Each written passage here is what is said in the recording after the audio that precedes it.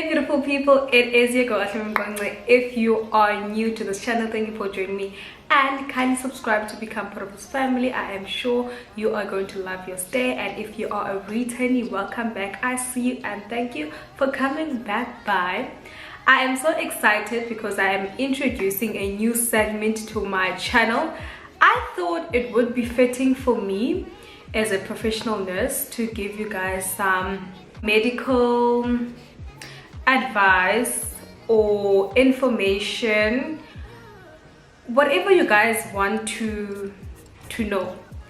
I'm here for that. And also I noticed that when I was browsing through YouTube, I didn't really see any nursing or medical content, so I was like, you know what, I am a professional nurse, might as well take on the job. So I am here.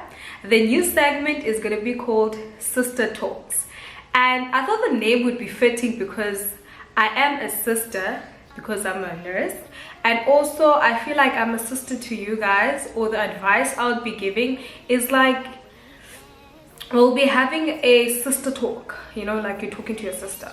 So yeah, I'm excited. And the first topic for today, it is contraceptives. I know that a lot of people have spoken about this, but we still do not really know enough about contraceptives, so let's get to it. If you guys see me looking down or looking away from the camera, it's because I am referring to my notes right here, because I jotted a few things. I do not want to forget anything. So I'm going to be speaking about the least to most effective birth control. Number one on the list, which is the least effective birth control method, it is the fertility awareness based method. That is basically knowing your fertility. So when you are ovulating, that is when you are most fertile, and people usually do not have coitus. I'm going to refer to sex as coitus just to respect the name. They do not do or have coitus or intimacy during this period because they are fertile, and ovulation is usually 2 weeks after the first day of menstruation. So people also use the app. I've seen the app, never used it. I've seen the app. They also refer to the app when they're using this method. Would I advise this method? I don't know. It honestly depends on how you know your body, because sometimes menstruation changes. Mine was usually end of every month, and then all of a sudden it was the beginning of the month. So for me personally, it would not work. For some people, they do it, it works for them. So it depends on your body. Are you aware of like your body? Then it could work for you. Number two on the list, it is the withdrawal. It is the reason why people buy pregnancy tests like every week, the withdrawal method. And the guys will always say, oh no, I can't wear a condom because it is tight, or I can't feel the sensation. They will just give you just different excuses. Darling, a condom will fit my hand, it will fit my thigh. So you think your penis will not fit? No, it definitely will fit. So it's the withdrawal method, and that is when the guy will pull out his penis before he ejaculates. But they also seem to forget that pre-ejaculation fluids can make you fall pregnant. So it is not the best of methods. I'm sure some of you will know, because some babies were made because of this method. Okay, number three is spermicides. So spermicides can be a cream, a gel, or a foam, which basically weakens the sperm so that it moves slow and doesn't reach the egg. And the woman will apply this in the vagina so that when the guy ejaculates, it weakens the sperm, and then it doesn't reach the egg. Okay, and then we have the female condom.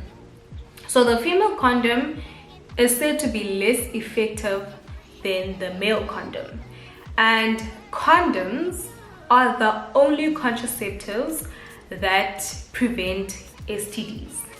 And I will speak about STDs and what antibiotics and all of that to use in another segment, so do stay tuned. They're the only method that prevents STDs, which is sexually transmitted diseases, right? So the reason why female condoms were created is to give women more control of intimacy, because men don't want to wear the condoms. So they were like, okay, women want to wear condoms, so here is a great idea, female condoms. And it's less effective because the ring inside the female condom has to hit the cervix, and some people do not get that correct. They just put it in there and think it's gonna work. Nope, doesn't always work, so it's also not as effective. Then after the female condom, we have the male condom, which is also not as effective because some people, as big as they are, do not know how to wear a condom properly, and when it's not worn properly, it breaks. And then when it breaks, you know, the sperms do come out and go up to the vajayjay. So it's also not as effective. But I know that they do in the clinics, they offer, there is a program where they teach males how to insert a condom. Yeah. Next on the list, we have a diaphragm or a cup. I will insert a picture maybe here. I personally have never seen a cup before, but it is advised to wear the cup several hours before you have coitus or intimacy, and then 6 to 8 hours after you've had coitus. So which means that you are going to be wearing this thing like the whole day. And also you have to plan your intimacy. You can't decide, but okay, here's a guy, I want to get my groove and everything, and you want to put the cup. Darling, it's not going to work. It has to be in for like several hours, and then after you've had your intimacy, you can remove it after 6 to 8 hours, which will not work for most people because people just want to get the groove on. They don't want to still think about, okay, now I have to put this on because my husband or my boyfriend is coming. No, it's a long procedure, because you know when it gets heated, when you're with your man, you just, you know, I don't want to get into details, but you know what I'm talking about. And then the next thing is vaginal rings. So vaginal rings have the hormone progesterone and estrogen. These hormones are also in the injections and the patch, but I'll speak about those later. So what these hormones do, they prevent the egg from being released out of the ovaries, and also they thicken the mucus of the cervix, like the layer, so that the sperm does not enter inside and go to the ovaries to fertilize the egg. So the ring stays in there for a month. Then you can do your thing and, you know, get your groove on. Then after a month you remove it and put the new one again. Next on the list is the patch, and this is the contraceptive that I use. So the patch is like, I'll show you guys, but I've used mine, so they're not in the best of condition. Please do not judge me. It's just solely for the purpose of doing this video. I have used these. So okay, you can't actually. So it's the Ever patch. Come on. So there it is. It's the Ever patch. Ooh, is that my number? Oh, that's not my number. It's the Ever patch, and this is basically, okay, let me show you that. Focus. So that is it, the Ever, and then inside, focus on me, thank you. And then inside is the patch. So that's how the patch looks. I've used mine, so that's why it's a bit dirty on the surroundings, because you put it on your skin for 7 days. So that is the patch. I don't want to, so I can remove it. Can you see that? There it is.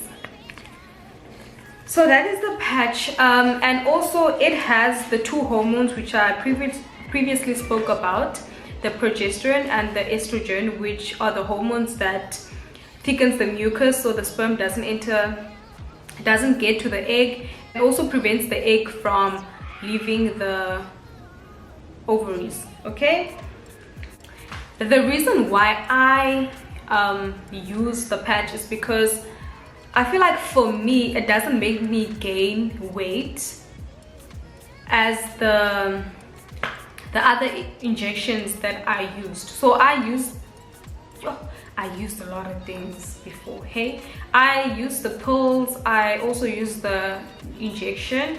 I don't anymore. I just solely rely on the patch.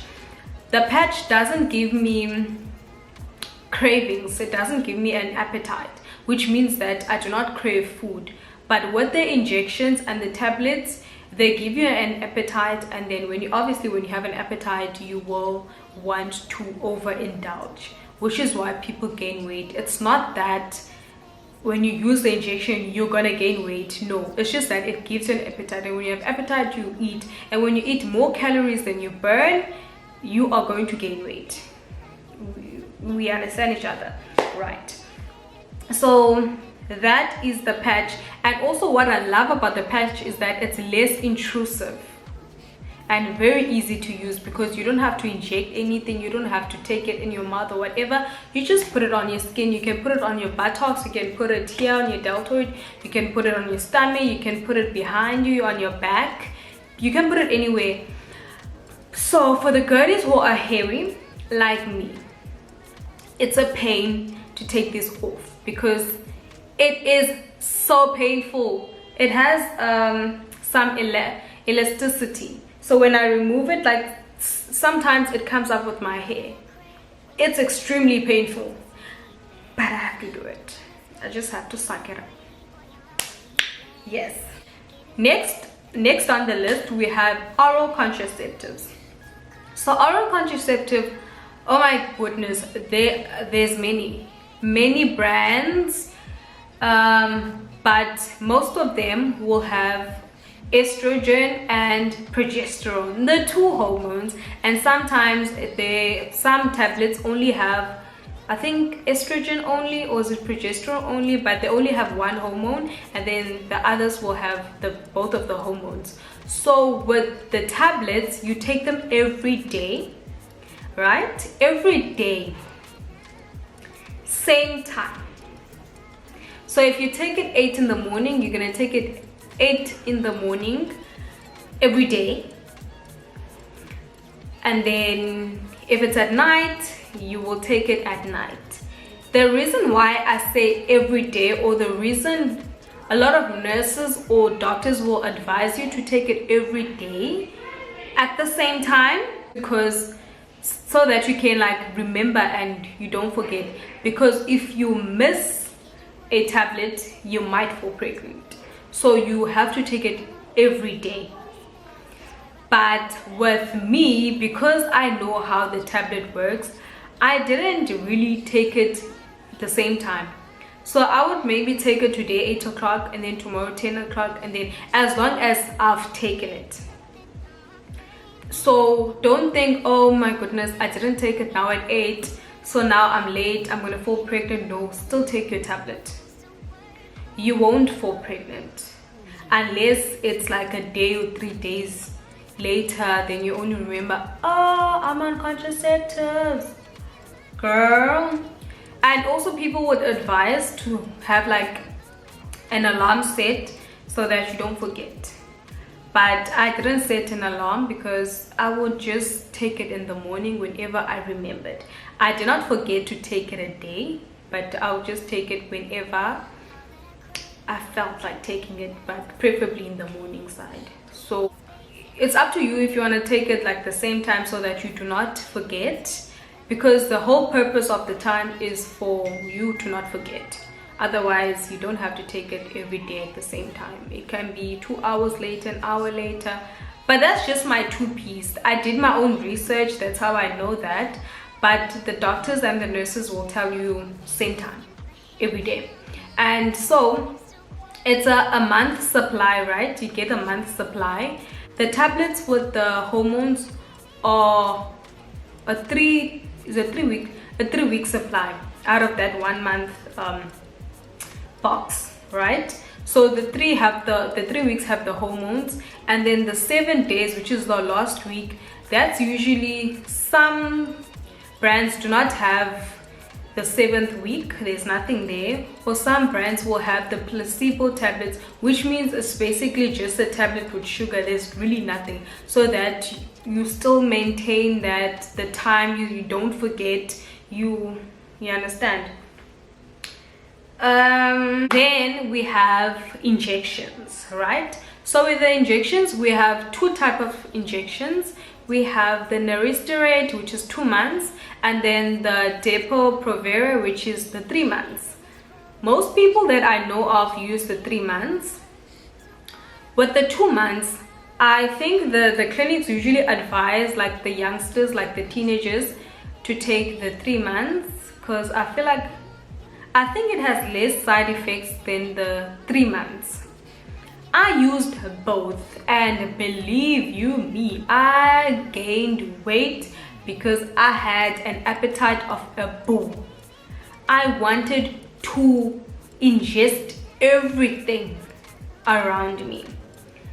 So I gained weight. I was a 49 like in high school, and a month ago I weighed 72 kilograms. So you can imagine the weight gain, and obviously I gymmed, so muscles also, but I gained a lot of weight. I gained, which is why I stopped using the injections and started using the patch. Some people do not gain. So with these birth controls, it works for some people, doesn't work for other people. So you just have to figure it out, like I did. You just have to figure it out. So with the 2 months injection, it's like, I feel so bad now that I actually don't have like supplies to actually show you guys. It's very liquidy. I'll try to insert a picture if I can. It's like a liquid oily fluid, and then with the injection it's more watery and white. With the 3 months it's watery and white. 3 months has side effects which I do not really like. You can have absence of menstruation, weight gain, as I said, breast tenderness, back pain, headaches, vomiting. There's a lot. And also your fertility can return after like a year or like a few months after you've stopped using the injection. I know this because I did research and I have studied about this, and also it happened with me.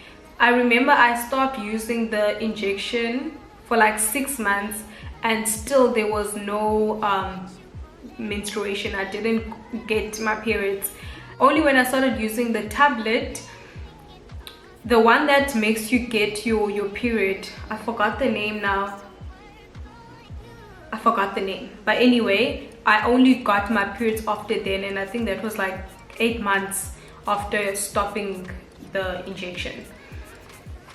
Okay, that's a lot about injections.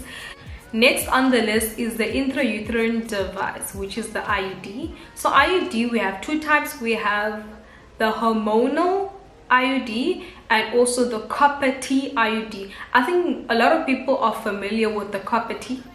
They know that. So with the hormonal, still have the same hormones, as the other contraceptives, which is the progesterone and the estrogen. And you guys, I've already said what their hormones do. So every day with the hormonal IUD, it releases the hormones in the uterus so that you do not fall pregnant. And then with the copper T, it's like a copper T, literally like a T. It stays there and closes the fallopian tubes. It's in the uterus and closes the fallopian tubes. So what this copper does is that it has a toxin which is very toxic to sperm, so it just kills the sperm. And the copper also makes the fallopian tubes and also the uterus to release a fluid that kills the sperm. The nice thing about the IUD is that when you remove it, you can get your fertility within several days. So it's not like a month or years or a year like the injections. Several days, you are ready to get a baby, okay? And then last but not least, we have sterilization. So sterilization is a surgical procedure, right? A male can get sterilized as well as a female. So what happens in a male, they either cut, block, or tie the vas deferens, which is basically the tubes that secrete the sperm, so that the sperm is not ejected out of the tubes and in the woman's vagina. No, it stays in there. And with the female, they also cut, block, or they tie the fallopian tubes so that the egg is not released into the uterus, okay? Oh, and also an important thing, not anyone can get sterilized, so you have to be of a certain age. I'm not too certain of the age, but I know that in your 20s you're not really allowed to get sterilized. There was an incident where there was a lady, I think she was roughly 23 years, and she wanted to get sterilized because I think she had like 2 or 3 babies already, and the doctors refused. And they blatantly refused. And the reason why they didn't want her to get sterilized was because she is still young and she might fall in love with someone else, get married and want to have kids, and then she can't because she decided to sterilize.